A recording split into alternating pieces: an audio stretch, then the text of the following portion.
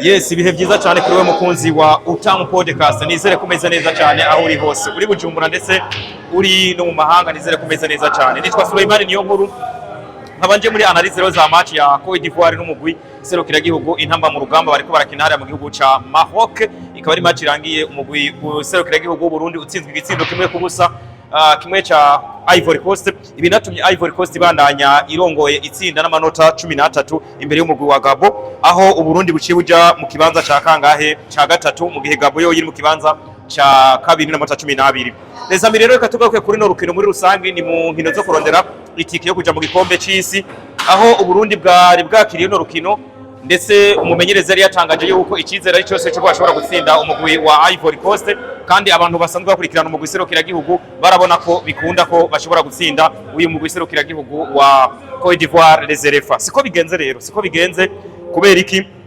novuga ko bariko barahura na equipe iri tough, equipe ikomeye, equipe imenyereye amahiganwa. Exemple typique ni y'abakinyi bakinisha umukinyi arimwo muri Côte d'Ivoire wa nyuma akina muri Paris FC, no kuvuga umugwi wo mu cicaro ca kabiri mu gihugu cy'u Bufaransa. Bitandukanye no ngaha mu Burundi, umugwi wari umukinyi yarari mu kibuga umwe wa nyuma yarafise ahakina hakiriritse twebwe ni muri Bugesera, ni Musa Omar mu gihugu cy'u Rwanda. Bisigura ngo rero equipe bariko yarikirahura n'umugwi serukira gihugu intamba mu rugamba, ni equipe niniya, ni equipe ifise effectif yagutse, ni equipe ikomeye. Example yindi no ufatira ko n'abakinyi batsinze bakinye no rukino nk'abakinyi benshi bakina mu gihugu cy'u Bufaransa, bakina muri Monaco, abakina muri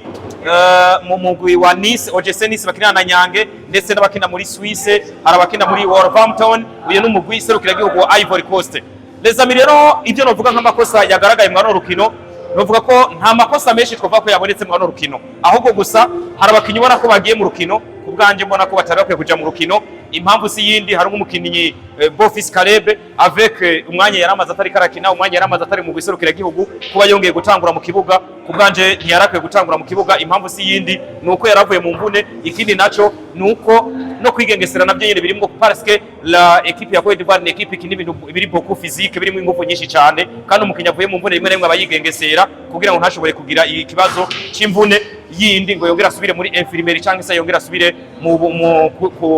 bugwayi yahoramo. Hanyuma ntereye ku bakinyi b'inyuma, systeme y'umumenyereza yari yakinye yari systeme mwicama ko cyumva ko la majority y'abakinyi bo ku mpande bari abakinyi baza ku defender cyangwa se bahindutse aba defenseur, aho tuvuga ngo na ba winga, ariko n'aba winga usanga bagira iki bakina ku ruwari yose bagasubira inyuma gufasha abo nabo. Urovuga nk'uyu musore yaramaze iminsi atari karakinishwa mu giserukira gihugu, hari amaze iminsi akinishwa bo bita uyu musore hari amaze iminsi ariko arakinishwa bita Claude Girumugisha, ariko n'umusore wari bizeye bashira mu kibuga. Icerekanye n'umukinyi rero, abakinyi nkuko kwi system ndayifatiye ko nabona ko nk'umukinyi Claude Girumugisha nivyo byari bikwiye ko Claude Girumugisha ashobora kubanza mu kibuga. Impamvu si yindi nuko Claude Girumugisha atari mu bakinyi basubira inyuma cyane, bisigura ngo kuba ari umukinyi adasubira inyuma cyane byari bikwiye ko ushobora kumubona agize iki asubiye kuja gufasha ku ruhande rwande rw'aba defenseur. Rero novuga ko habayeho ukwizera abakinyi batari amaze iminsi bahamagurwa mu giserukira gihugu cyangwa se batakina mu giserukira gihugu, nk'umukinyi novuga Weymans yarasanzwe abanza mu kibuga, ntiyarasanzwe ariko arahamagarwa mu giserukira gihugu, ubwo yari yahamagawe kandi abatitirere mu gihe undi mukinyi ni y'ukuri na wenyene akaba yizewe ari byiza cyane, ariko bagiye kumusubiriza. Aho mvuga ko habaye dukosa rero ni cyane cyane kwa bano bakinyi babanjejemo batari basanzwe babanza muri equipe nationale, batari basanzwe bafise experience. Umukinyi ni y'ukuri mwabonye ko habayeho no kumusubiriza ku munota wa 55. Ivyo rero bivugwa ko y'umumenyereza asubirije umukinyi ku munota 55 keshi haba habaye erreur, na cyane cyane umukinyi wo muri axe centrale haba habaye erreur nyabaki. Ni erreur twokwita kari erreur tactique, iba erreur tactique cyangwa se erreur kuri systeme uba wihenze ko y'abakinyi ubwo mushire mu kibuga. Bisigura ngo Omar Musa niwe ari kubanza mu kibuga par rapport y'uyu mukinyi ni y'ukuri. Mugiye kurundi ruhande wo bita Parfait Bizoza yari yabanje mu kibuga, kubwanje no kuvuga ko yakinye ibyo yategezwa gukina, kuko systeme doje yabaye nk'iyumugora, kandi byari byo kugira ngo bayanime ushobore kuvuga ngo mu numero 10 mu numero 8 mu numero 6 ngo nuyu, kuko kugeza uburabye nk'umukinyi bita Ndayishimiye Yusufu yakina box to box ari kumwe na Abedi Bigirimana ukabona ko uri karakina box to box ntushobora gutora neza na neza uwariwe. So muri rusangi novuga ko urukino rutagenze nabi ku ruhande rw'u Burundi, kuko kutsindwa igitsindo kimwe na Côte d'Ivoire encore tuvuga ngo turi away, kuko niba ari muhira naho aribo bakiriye kubwanje novuga ko Uburundi ntabwo ari defete iremereye mugo ni defete igisigaye no kuraba ese ku rukino rwa Seychelles Uburundi buraza gukora iki kugira ngo bushobore kuronka resultat icambere kugira ngo defende equipe biba ari byiza ko ukora ikintu bita attaque nawe nyene defense ya mbere burya ni attaque kuko kuva mu kibuga utakoze tire cadre nimwe antukase ntabwo biba ari ibintu byiza cyane bivuga ngo wowe wagiye kudefenda cyane gusumba ko wagiye kwataka so meraheza rero reka merahereze kuri ibi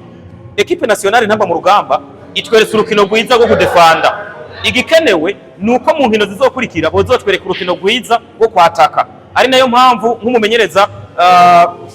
Patrick Sangwa ikihutirwa nuko ategereza gutegura umukinyi Claude Girumugisha mu rukino ruzokurikira akabanza mu kibuga atabanje mu kibuga agafata umuntu bita Sudi Abdallah akamubanza mu kibuga kubera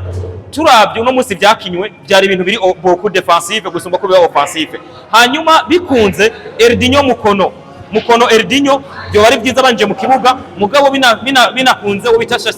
Shasiri Nahimana nawe akazoronka iminota yo gukina mu kibuga bizo bari byiza cyane gusumba noshimira ku mukinyi yagaragaje experience wo bita Ndayishimiye Yusufu kuko urabye imikipira yagiye akuramwo yabaye imipira myinshi cyane ku ruhande rwa Ndayishimiye Yusufu ku bwanje mvuga ngo credit kuri Ndayishimiye Yusufu yafaje byinshi cyane ndashimira umuntu bita Jonathan Nahimana yitwaye neza muri uno rukino bisigura ngo niwe mu muzamu wa mbere nimero M mu gihugu cy'u Burundi aho igisigaye no kuraba